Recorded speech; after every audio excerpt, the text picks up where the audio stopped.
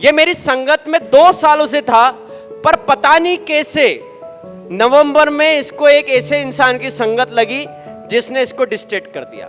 मैं सबसे पहले शिराज सर को बहुत ज़्यादा थैंक यू बोलना चाहता हूँ, क्योंकि उनकी वजह से ही मैं जितने भी परसेंट ला पाया हूँ वो उनके मोटिवेशन और लीडरशिप क्वालिटी जो उनने मेरे अंदर डाली है उसकी वजह से ही हो पाया है। प्री बोर्ड में तो मेरे 56% ही आए थे, पर लास्ट के 1 महीने में सर ने मुझे इतना अच्छे से संभाला और मुझे इतने अच्छे से पढ़ाया कि मैं मतलब फिर भी 80% के ऊपर तो ला ही पाया।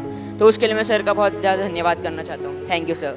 Let's cheer for Yajat Karwa, the steady achiever with parents. यजत ने अपनी कंसिस्टेंसी और रेगुलर एफर्ट से 80.8% स्कोर करके ये सबको दिखाया है कि ग्रोथ ही रियल सक्सेस है।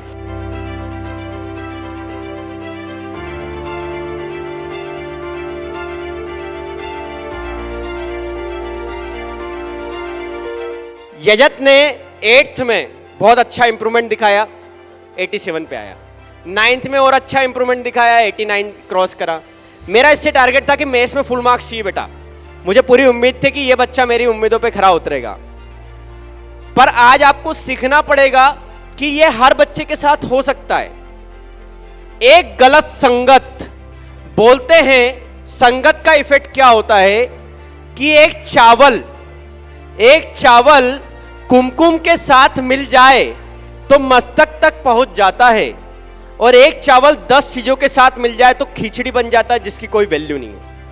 तो जैसी संगत वैसी रंगत। ये मेरी संगत में 2 सालों से था, पर पता नहीं कैसे नवंबर में इसको एक ऐसे इंसान की संगत लगी जिसने इसको डिस्ट्रैक्ट कर दिया। उसके बाद मेरी बातें, घर वालों की बातें सब व्यर्थ हो गई।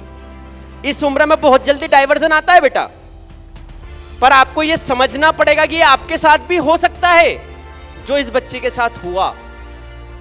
पर बोलते हैं कि जब आप मन से अच्छे होते हैं ना, आपके भाव अच्छे होते हैं, आपने मेहनत पहले की होती तो कहीं ना कहीं उसका रिफ्लेक्शन दिखता है।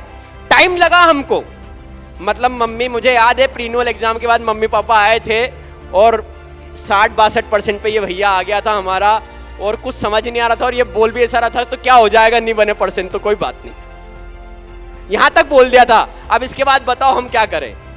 पर लगा रहा, मैं भी, मम्मी पापा भी, इसको सुबह से बिठा बिठा के पढ़ाया हमने।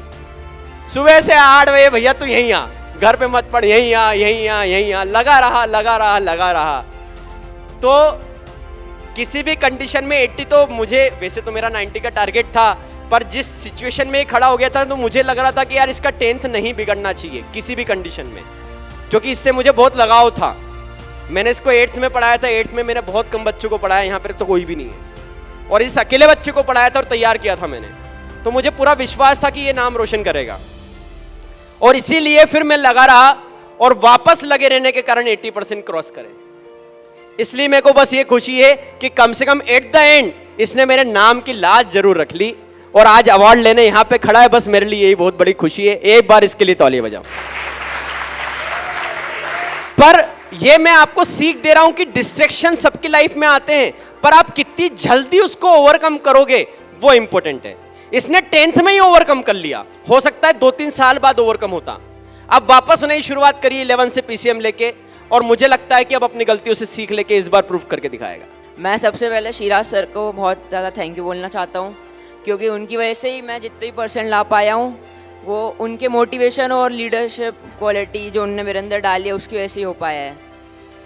और जैसे सर ने बताया, मैं एंड में 10th के बहुत गलत संगत में आ गया था और मेरा पूरा रिजल्ट डाउन हो गया था। प्री बोर्ड में तो मेरे 56% ही आए थे, पर लास्ट के 1 महीने में सर ने मुझे इतना अच्छे से संभाला और मुझे इतने अच्छे से पढ़ाया कि मैं मतलब फिर भी 80% के ऊपर तो ला ही पाया। तो उसके लिए मैं सर का बहुत ज़्यादा धन्यवाद करना चाहता हूँ। Thank you sir. अब सर ने बोल दिया है कि मुझे 90% के ऊपर तो लाना ही है, तो अब सर ने जो बोला वो करना ही पड़ेगा। जो गलती मैंने 10th में करी अब वो मैं 12th में नहीं करूँगा। Thank you sir.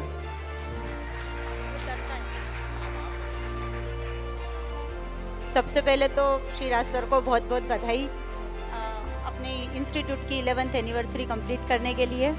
सर ने जैसे बताया कि हम तो शुरू से ही सर को काफ़ी सालों से जानते हैं मतलब, और मैंने तो सर को आज पहली बार सुना है। तारीफ सर ने सबकी, मतलब सभी पेरेंट्स ने सर की बहुत तारीफ कर दी, तो अब मैं उसके आगे तो क्या ही कहूँ। पर जो मैंने आज सुना सर को जिस तरीके से स्टेज पर, तो वो मुझे भी ऐसा लगा कि जिस तरीके से सर, मतलब मेरा एक सजेशन है कि जिस तरीके से सर स्टूडेंट्स का मोटिवेशनल स्पीक रखते हैं, इस तरीके से आपको पेरेंट्स की भी शुरू कर देनी चाहिए, क्योंकि कहीं ना कहीं पेरेंट्स को भी ज़रूरत होती है कि बच्चों को 9th में, 10th में, 12th में किस तरीके से बच्चे को ट्रीट करें। जैसे कि बताया ना उन्होंने कि ये थोड़ी सी नवंबर दिसंबर में डिस्ट्रैक्ट हो गया था, तो उस समय पे हमको भी ये समझ में नहीं आ रहा था कि हमको उसको किस तरीके से उस माहौल से बाहर लाना है। इस समय बच्चों के हार्मोन्स चेंज होते हैं, बच्चों में एंगरनेस आती है, बहुत ज़्यादा एंग्री हो जाते हैं और कहीं ना कहीं उनके अंदर चिड़चिड़ापन आता है। तो पेरेंट्स को कहीं ना कहीं ये समझ में नहीं आता है कि उसको, बच्चों को वो किस तरीके से ट्रीट करे, किस तरीके से प्यार करे, किस तरीके से उनको समझाएं। तो कहीं ना कहीं उनको भी ज़रूरत होती है इस चीज़ की। तो सर को इस चीज़ की आज, क्योंकि मैंने ये जब सुना सर को इस तरीके से इतना अच्छा बोलते हो, मैं तो पहली बार सुन रही हूँ, तो मुझे तो बहुत खुशी और मुझे बहुत अच्छा भी लगा। तो सर को इस चीज़ की भी अब शुरुआत करनी चाहिए कि कहीं ना कहीं पेरेंट्स के लिए भी ये चीज़ शुरू करें, ताकि वो बच्चों को किस तरीके से आगे वो ट्रीट करें और आगे मोटिवेट करें पेरेंट्स भी। तो ये अच्छा रहेगा सर के लिए। And thank you so much.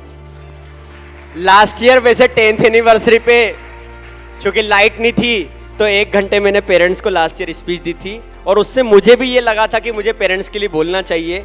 और इस बार मैंने अप्रैल मंथ में पेरेंट्स और टीचर का एक सेमिनार कोचिंग में रखा था 1 घंटे का, उसमें मैंने स्पीच ऑलरेडी दे दी, मैंने उस दिशा में शुरुआत भी कर दी।